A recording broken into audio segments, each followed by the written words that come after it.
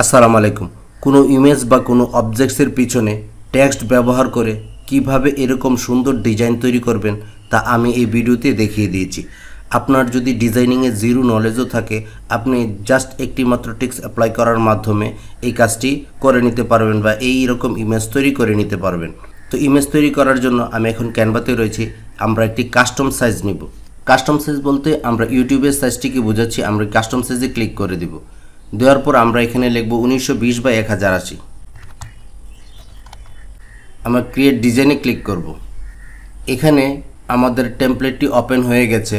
তো আমরা এখন চলে যাব এলিমেন্টসে আসার পর আমরা লিখব ওয়াকিং, এন্টারে ক্লিক করব। এখানে ফটোসে ক্লিক করে দেব। এই যে দেখুন, এখানে এই ধরনের ইমেজ রয়েছে। আপনি যে কোনো ধরনের ইমেজ দিয়েই এরকম ডিজাইন তৈরি করতে পারবেন। তো আমি এই ওয়াকিং রিলেটেড এই ইমেজটিতে ক্লিক করছি। ইমেজটিকে প্রথমে আমরা এই ফ্রেমের সমান করে নিব। এখন ইমেজটির ব্যাকগ্রাউন্ড আমরা রিমুভ করব। ইমেজের ব্যাকগ্রাউন্ড রিমুভ করার জন্য ইমেজটি সিলেক্ট থাকা অবস্থায় আমরা এডিট ফটোতে ক্লিক করব। দেন এই যে বিজি রিমুভার মানে ব্যাকগ্রাউন্ড রিমুভারে আমরা ক্লিক করে দেব। আমাদের ইমেজ থেকে ব্যাকগ্রাউন্ডটি রিমুভ হয়ে গেছে। এখন আমরা এটি একটি ট্রান্সপারেন্ট ইমেজ ডাউনলোড করে নিব। তো আমি শেয়ার অপশনে ক্লিক করছি, এখানে ডাউনলোডে ক্লিক করব। তারপর এই ট্রান্সপারেন্টটি সিলেক্ট করে দিয়ে এখানে ডাউনলোডে ক্লিক করে দেব। আমাদের ট্রান্সপারেন্ট ইমেজটি ডাউনলোড হয়ে যাবে। এই যে দেখুন, ট্রান্সপারেন্ট ইমেজটি ডাউনলোড হয়ে যাচ্ছে।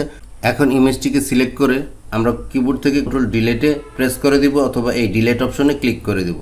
ছবিটি ডিলিট হয়ে গেছে। আমরা আবার এই ছবিটিকে আবার নিয়ে আসব। নিয়ে আসার পর এই ছবিটিকে আবার রিসাইজ করে দেব।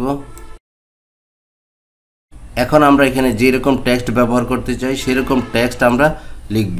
আমি লিখে দিচ্ছি ওয়াকিং। এখন এই টেক্সটটিকে আমরা একটু বড় করে দিচ্ছি। টেক্সটের কালারটি একটু চেঞ্জ করে দিচ্ছি। এখন টেক্সটের চারপাশে একটি বর্ডার দিব। তো আমি ইফেক্টে ক্লিক করছি, এখান থেকে আউটলাইন ইফেক্টে দিয়ে দিচ্ছি। যে দেখুন, টেক্সটে আরো সুন্দর দেখা যাচ্ছে। তো এখন আমরা যে ছবিটি আমরা ডাউনলোড করেছিলাম পিএনজি, সেই ছবিটিকে আমরা আপলোড করব। এই আপলোড অপশনে ক্লিক করব। এই ছবিটিকে ড্র্যাগ করে এই আপলোড অপশনে এনে ছেড়ে দেব। ছবিটি আপলোড হয়ে যাবে। এই যে দেখুন, ছবিটি আপলোড হচ্ছে। এখন যে ছবিটিকে আমরা আপলোড করেছি সেই ছবিটিতে ক্লিক করে দেব। ছবিটি এই কর্নারে এনে ফিট করার চেষ্টা করব। এখন আমরা একবারে বর্ডার পর্যন্ত টেনে দিব। এই যে দেখুন, একটি ছবির সাথে আরেকটি ছবি মিলে গেছে। বোঝার কিন্তু কোনো উপায় নেই। এখন আমরা এই ছবির উপরে রাইট বাটন ক্লিক করব, লেয়ারে ক্লিক করব এবং ব্রিং টু ফ্রন্টে ক্লিক করব। এই যে দেখুন, কত সুন্দরভাবে আমরা ইমেজের পিছনে একটি টেক্সট ডিজাইন তৈরি করতে পেরেছি খুবই সিম্পল ওয়েতে ক্যানভা ব্যবহার করার মাধ্যমে। এখন যদি আপনি থাম্বনেলটিকে ডাউনলোড করতে চান, জাস্ট শেয়ার অপশনে ক্লিক করবেন। এখান থেকে আপনি ডাউনলোডে ক্লিক করবেন।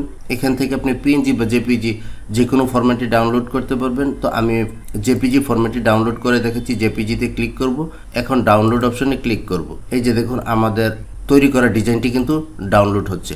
এই যে দেখুন, খুবই অল্প সময়ে ক্যানভা ব্যবহার করে আই ক্যাচিং একটি ডিজাইন তৈরি করতে পেরেছি। তো বন্ধুরা, আমার এই ভিডিওটি যদি আপনাদের কাছে ভালো লেগে থাকে আমার চ্যানেলটিকে সাবস্ক্রাইব করে দিবেন। দেখা হবে অন্য কোনো নতুন ভিডিও নিয়ে। সে পর্যন্ত ভালো থাকবেন। আল্লাহ হাফেজ।